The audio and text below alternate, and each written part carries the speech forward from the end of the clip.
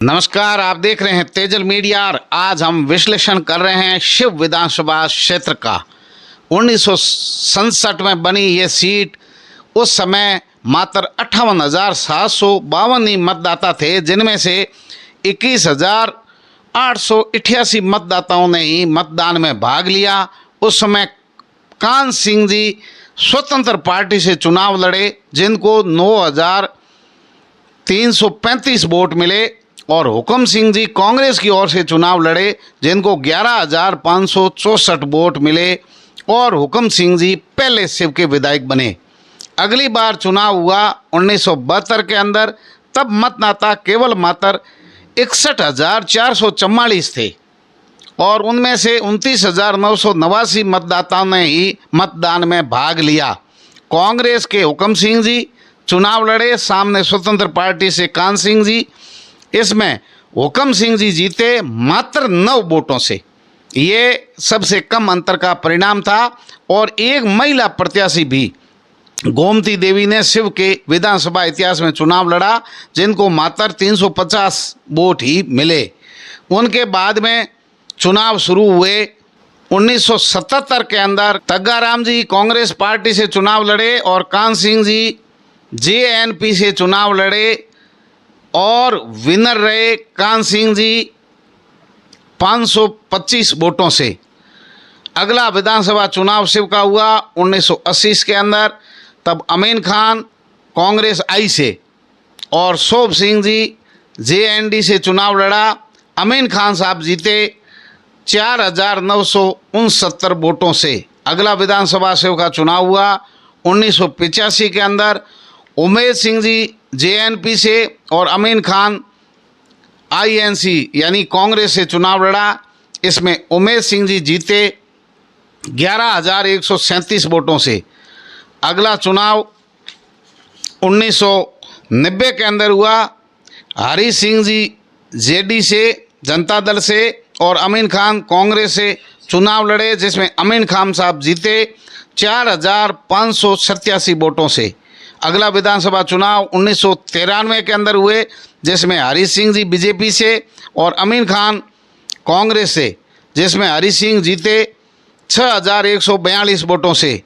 1998 के चुनाव में अमीन खान और हरी सिंह जी सोडा दोनों चुनाव लड़े, जिसमें विनर रहे अमीन खान साहब 19,317 वोटों से। चुनाव 2003 में जालम सिंह रावलोत बीजेपी से और अमीन खान कांग्रेस से, जिसमें जालम सिंह रावलोत जीते 10,997 वोटों से। फिर विधानसभा चुनाव 2008 में अमीन खान कांग्रेस से और जालिम सिंह बीजेपी से। अमीन खान जीते 29,860 वोटों से। अगला चुनाव 2013 में मानवेंद्र सिंह बीजेपी से और अमीन खान कांग्रेस से, जिसमें मानवेंद्र सिंह जीते 31,425 वोटों से। फिर अगला चुनाव 2018 में अमीन खान कांग्रेस से और खंगार सिंह सोडा बीजेपी से, जिसमें अमीन खान जीते 23,554 वोटों से। ये आज तक का इतिहास रहा है शिव का, जिसमें सबसे अधिक बार अमीन खान साहब जीते हैं।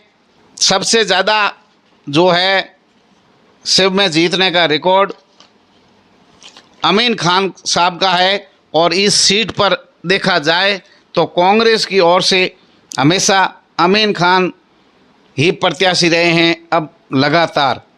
और यहाँ की अगर गणित देखें विधानसभा क्षेत्र की, तो ये बिहार से लगाकर बिजराड़ तक बहुत लंबा गडरा रामसर बड़ा बेल्ट जो है अबाओं के अंदर है। कई जगह ऐसी है जहाँ मतदान करना और मतदान केंद्रों तक जाना भी बहुत मुश्किल काम है। और शुरू के चुनावों में तो ऐसा सुनने में आया है कि चुनाव लड़ाने वालों को पकड़ करके लाया जाता कि आप चुनाव लड़िए, और मतदाताओं को भी मतदान केंद्र तक ले जाने के लिए बड़ी तकलीफ होती थी, बड़ी परेशानी होती थी मतदान केंद्र तक मतदाताओं को ले जाने के लिए। अब आइए वर्तमान 2023 के विधानसभा चुनाव होने वाले हैं। इस चुनाव के अंदर विधानसभा शिव की जो सीट है सबसे ज़्यादा चर्चित है। इस सीट पर वयोवृद्ध कांग्रेसी नेता अमीन खान ताल ठोके हुए हैं, बड़ी तैयारी के साथ मैदान में डटे हुए हैं। अमीन खान साहब अपनी जो दावेदारी है उसको पेश कर रहे हैं और जिद पर अड़े हुए हैं चुनाव लड़ने के लिए कि टिकट मुझे दी जाए या मेरे पुत्र शेर मोहम्मद को दी जाए। अमीन खान साहब अपनी पारिवारिक सीट जो है शिव विधानसभा क्षेत्र को मानते हैं। उनका दावा है कि 50 साल तक जनता की सेवा की तो सबसे मजबूत दावा मेरा है, इसलिए अमीन खान साहब चाहते हैं उनको टिकट मिले कांग्रेस की ओर से या उनके नेतृत्व में उनका बेटा चुनाव लड़े। अमीन खान साहब की ये मंशा है। लेकिन अमीन खान साहब के सामने कांग्रेस के जिला अध्यक्ष फतेह खान ने ताल ठोक दी है। युवाओं की टीम लेकर के जगह जगह जा रहे हैं और मजबूती के साथ पैरवी कर रहे हैं।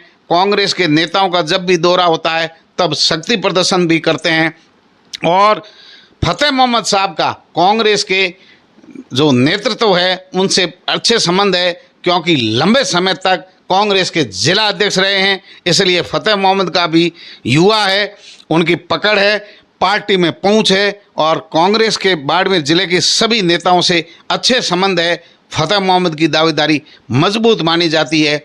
लेकिन हादी परिवार की पुत्रवधू प्रधान समा बानो ने भी इस सीट पर दावा पेश किया है, ताल ठोक दी है। उनका दावा है कि हादी परिवार लंबे समय तक कांग्रेस की सेवा की है और रिजर्व सीट चौटन है, इसलिए उनके परिवार को, उनके पुत्रवधू को या गफूर अहमद हादी के बेटे को टिकट जो है अब यहाँ से दी जाए।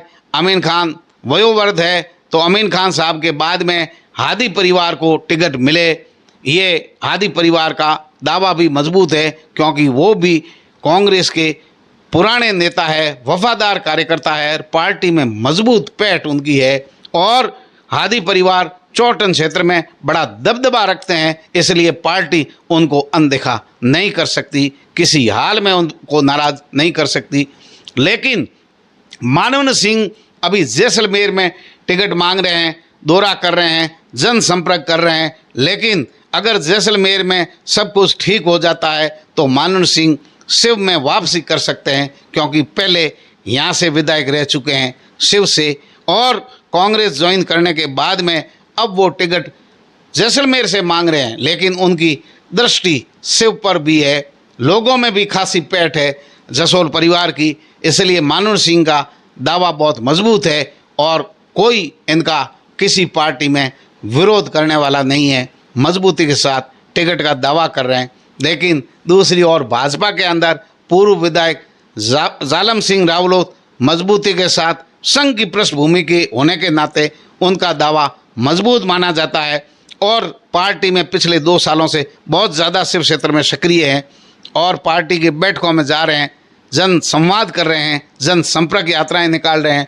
और बड़ी मजबूती के साथ पैरवी कर रहे हैं। लंबा राजनीतिक अनुभव हुई है उनका, जालम सिंह रावलोत का बड़ा मजबूत दावा शिव विधानसभा क्षेत्र में भाजपा की ओर से माना जाता है। लेकिन 24 घंटे जनता के बीच में रहते हैं खुमान सिंह सोडा। पिछला चुनाव भी खुमान सिंह सोडा ने लड़ा अमीन खान साहब के सामने भाजपा से और जनता में क्षेत्र में लोगों के बीच में रहते हैं। खुमान सिंह सोडा का दावा भी सबसे मजबूत माना जाता है।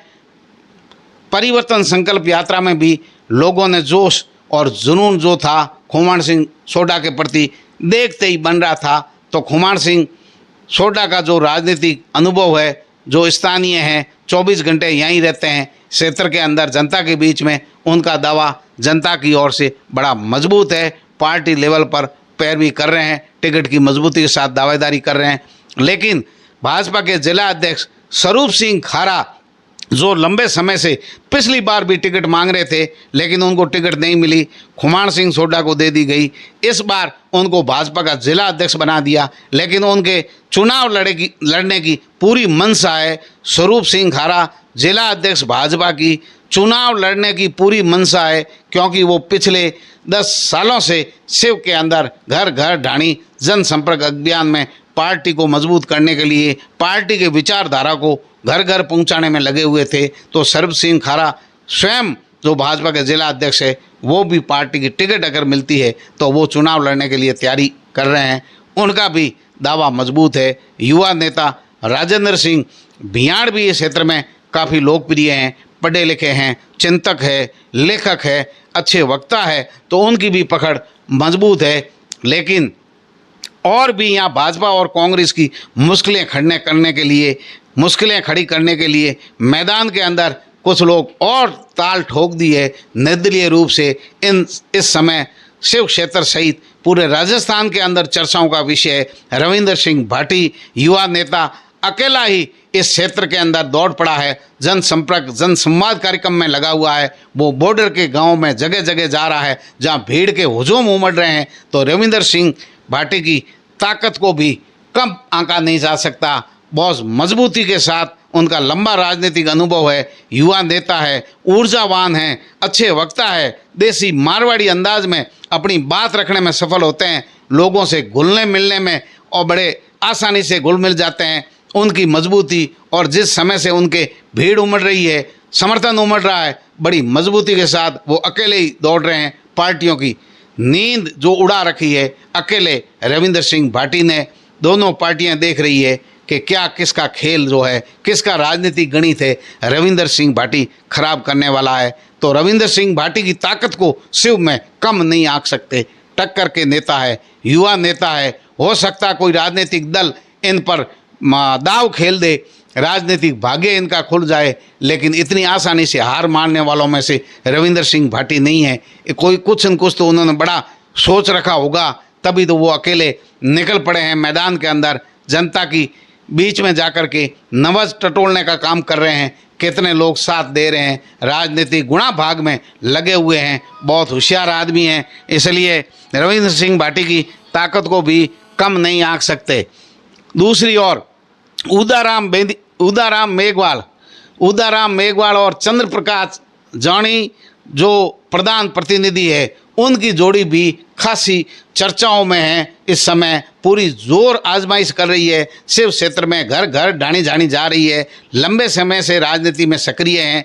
तो चंद्र प्रकाश जानी चुनाव लड़ने के लिए पूरी तैयारी कर रहे हैं, चुनाव लड़ रहे हैं। उनकी भी युवाओं की ताकत को कम नहीं आंक सकते। जनप्रतिनिधि है, इस हिसाब से सब जगह उनका अच्छा संपर्क है, युवा है, बड़ा जाट वोट बैंक भी है इस क्षेत्र के अंदर, और उदाराम का साथ है। इसलिए यदि उदाराम चुनाव नहीं लड़ते हैं, चंद्र प्रकाश जानी किसी आरएलपी या निर्दलीय किसी पार्टी से चुनाव लड़ते हैं, तो चंद्र प्रकाश जानी प्रधान प्रतिनिधि की भी जो प्रभावशाली राजनीतिक एंट्री है उसको भी कम नहीं आंका जा सकता, क्योंकि ये भी राजनीतिक गणित जो है कांग्रेस बीजेपी की बिगाड़ेंगे, अथवा कैसे समीकरण बैठते हैं, किन के साथ जाते हैं। राजनीति में कुछ भी असंभव नहीं है, कब कौन किसके साथ हो जाए यह भी स्थिति बड़ी मजबूत है, और इनके जो ताकत है राजनीतिक उनको कम नहीं आंक सकते। इनका भी राजनीतिक भविष्य जो है वो बड़ा मजबूती से एक सितारे के रूप में चंद्र प्रकाश जानी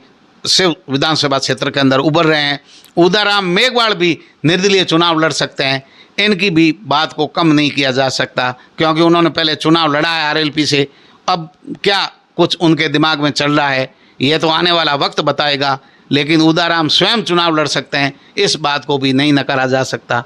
एक नाम और है जो आपके लिए नया हो सकता है, प्रभा चौधरी, जो कांग्रेस से दावेदारी बायतू में जता रहे थे, लेकिन उनकी जो है 3 सीटों पर नज़र है, बायतू, बाड़मेर और शिव विधानसभा क्षेत्र पर।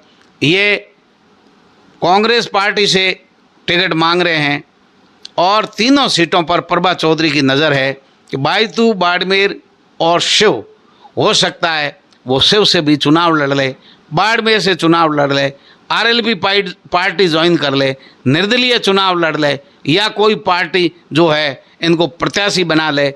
तो पूरी तैयारी जो है प्रभा चौधरी की भी है, क्योंकि बड़ी राजनीतिक ताकत के रूप में राजस्थान विश्वविद्यालय की अध्यक्षता आप रही, लंबा जो राजनीतिक परिवार की पृष्ठभूमि है, दोनों परिवार पीर पक्ष और ससुराल पक्ष वो भी राजनीति में मजबूत है, बड़ी पैठ वाले दोनों परिवार है। प्रभा चौधरी की ताकत को भी कम नहीं आंका जा सकता, शिव क्षेत्र के अंदर चुनाव लड़ सकती है, आपके लिए नया नाम हो सकता है, लेकिन पर्दे के पीछे उनकी तैयारी 3 सीटों पर नज़र है। चुनाव लड़ने पर 3 सीटों में ही प्रभाव रखते हैं ये दोनों परिवार।